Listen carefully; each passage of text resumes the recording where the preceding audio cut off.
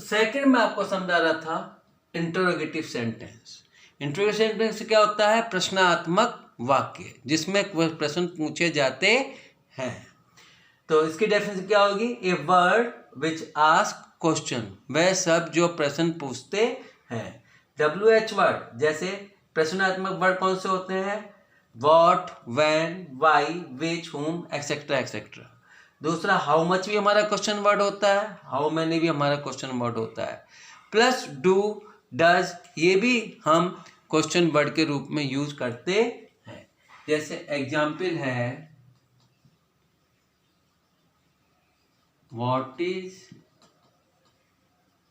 Your name, और फिर question mark लगाएंगे, क्योंकि जितने प्रश्न वाक्य इंट्रोगेटिव सेंटेंस होंगे उनके अंत में सबसे पहले हम क्वेश्चन मार्क को लगाते हैं, जब भी वो इंट्रोगेटिव सेंटेंस पहचाना जाता है।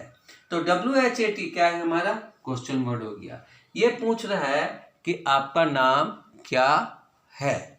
तीसरा जो हम करेंगे स्टडी अब, वह है आपका इंपेरेटिव सेंटेंस। कौन सा है?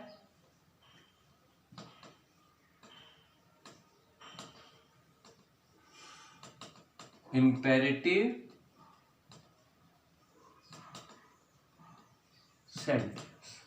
इंपेरेटिव सेंटेंस क्या होते हैं? जो हम साधारणतः तौर पे हम अंग्रेजी में बात करते रहते हैं, जिसमें सलाह भी होती है, सुझाव भी होते हैं, रिक्वेस्ट भी होती है, सारी बातें होती हैं। तो जो इंपेरेटिव सेंटेंस में अंतर्गत की जाती हैं। तो इंपेरेटिव सेंटेंस की डेफिनेशन लिख लीजिए आप। Imperative sentence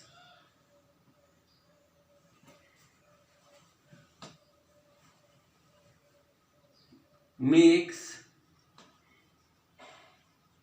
an order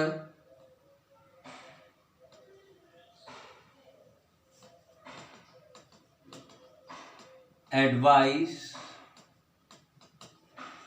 or give suggestion।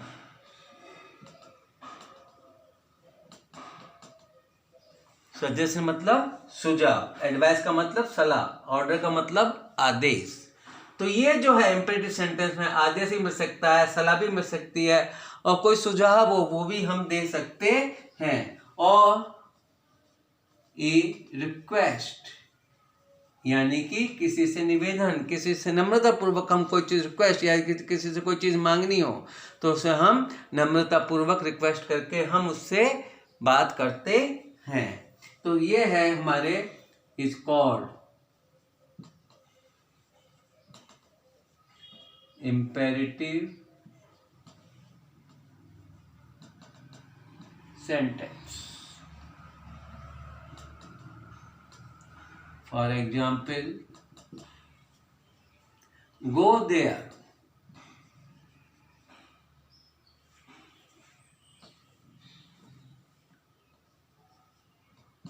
ठीक है।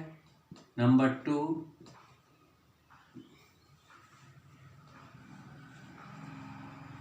Do not make a noise,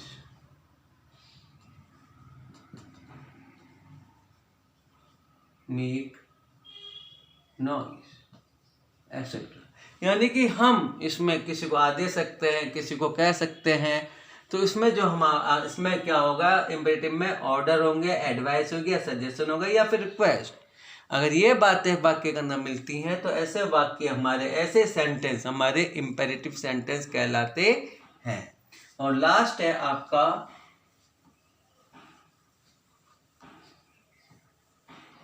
exclamatory sentence.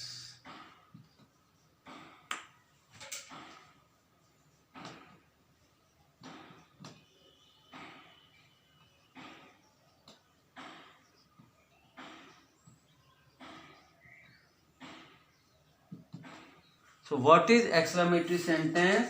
Exclamatory sentence जो है, when someone express, when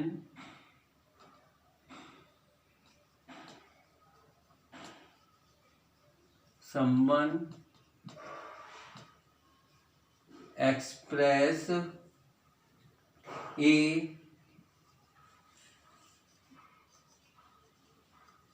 strong feelings like joy, grief,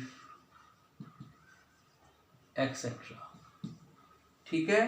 जो कोई चीज संबंध या कोई व्यक्ति जब अपने आपके अपने भाव किसी के आगे प्रकट करता है, चाहे वो भाव खुशी के हों, चाहे वो भाव उदासी के हों या किसी दुख के हों, जैसे भी हों, वो अपना प्रस्तुत करता है। तो ऐसे वाक्यों को हम क्या कहते हैं? आर कॉल्ड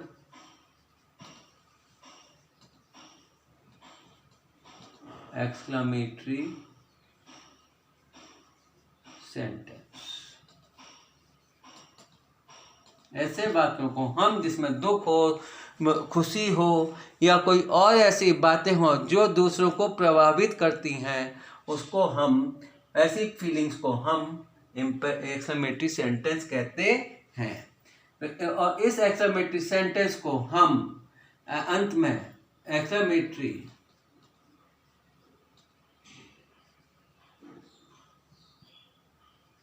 वर्ड के सेंटेंस के बाद हम मार्क करते हैं। किस तरह से करेंगे हम? इस तरह से एक्सक्लेमेशन मार्क, जिसको कि हम क्या कहते हैं? एक्सक्लेमेशन मार्क, जिससे हम ये पहचान लेंगे कि ये हमारा क्या है? एक्सक्लेमेटरी वाक्य कहलाता है। जैसे example, hurrah, we have won the match। तो ये खुशी जाहिर कर रहा है। किस बात की खुशी? हुर्रा शब्द जो है ये खुशी जाहिर होने के लिए लिखा जाता है।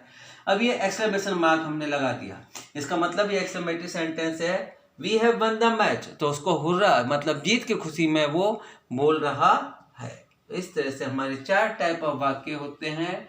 और होमवर्क के लिए हम आपको एक्सरसाइज दे देंगे, उस एक्सरसाइज को आप करना। और फिर भी आपको ये वाक्यों में कोई दिक्कत आती है तो आपका मोस्ट वेलकम है, आप वापस से पूछ सकते हैं। Thank you.